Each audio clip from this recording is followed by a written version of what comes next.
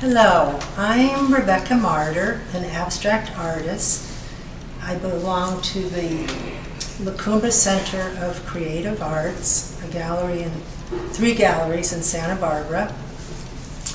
I guess I could say my art is a hobby and it's my profession now, but it's definitely so much bigger than that because it's like a great love, and it's become kind of an obsession. I mean, I can get really lost in the catharsis and what comes up in the process of creating my art. I grew up surrounded by art. My father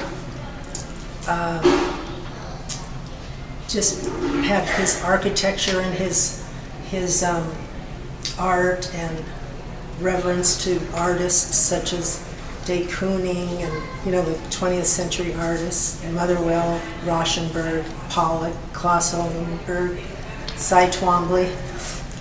Anyway, he was constantly creating, but not to the norm for sure. I mean, I'm one of 10 children, so there was definitely chaos and sort of spontaneous whim and wit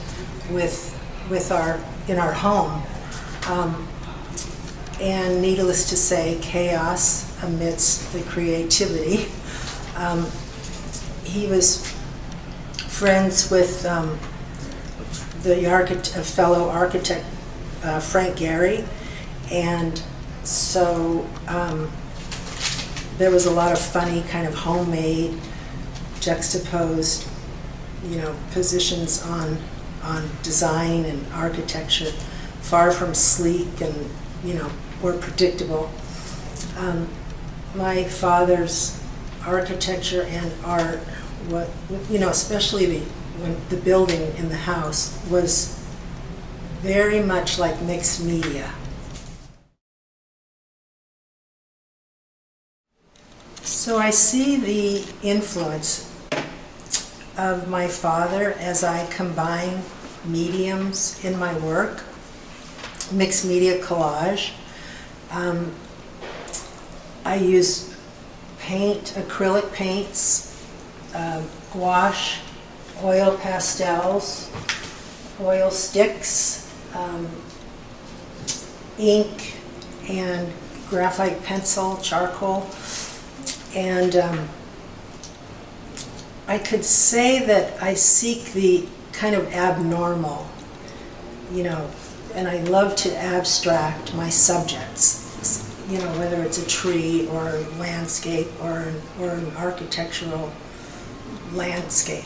I love to sort of abstract everything. My art is not conceptual. I try to stay out of my head. It's so important that I really, work intuitively. Again, I'm inspired by, color and nature and shapes and how they kind of work together. The intuitive part of my work is definitely, I start by just putting anything down that just draws me on a canvas and putting color and imagery and marks, and I try to get my emotions right out there on the canvas on the first layer, and I just keep kind of feeling it and reacting to what I have on my canvas, and that informs my next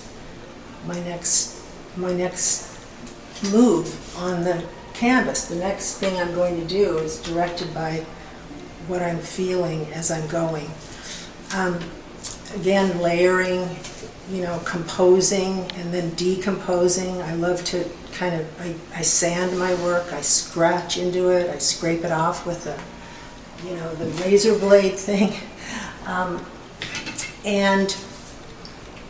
Again, I just let my art guide me. I guess I could say that I crave the unexpected, and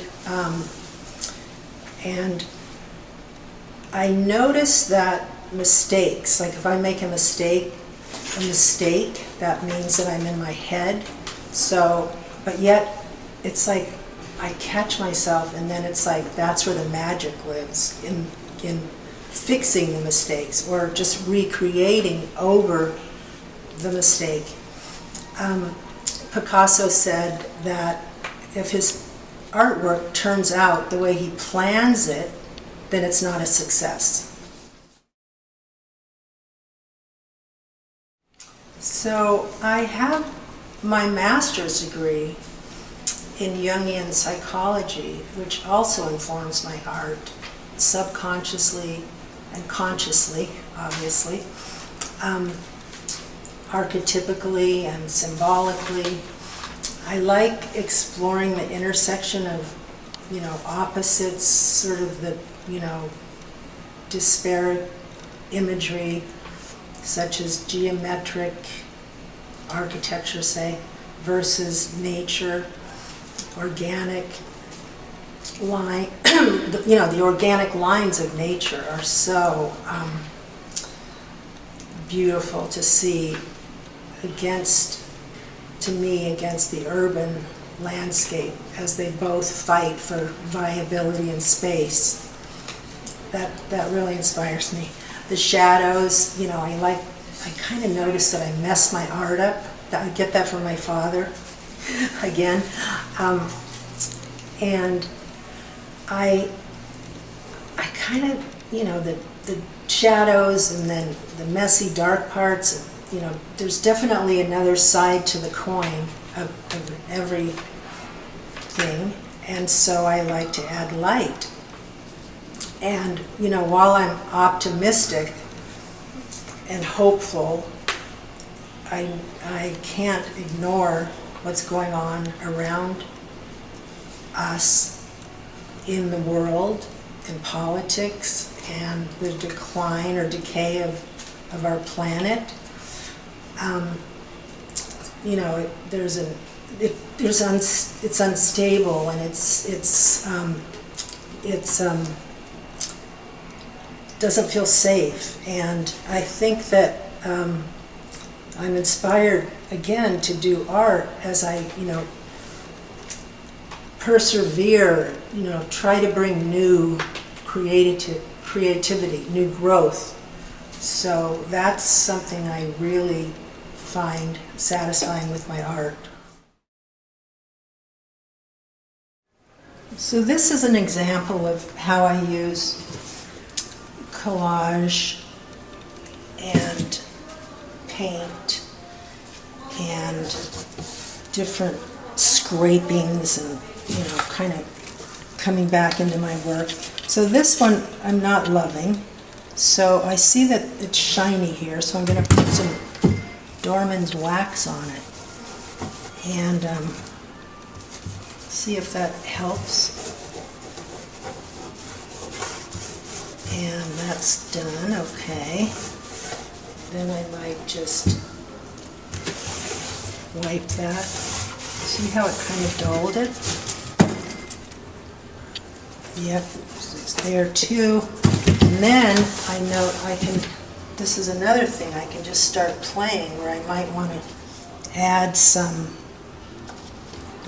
intuitively, just add some marks, that might go with it, might not. And again, everything you can always paint over.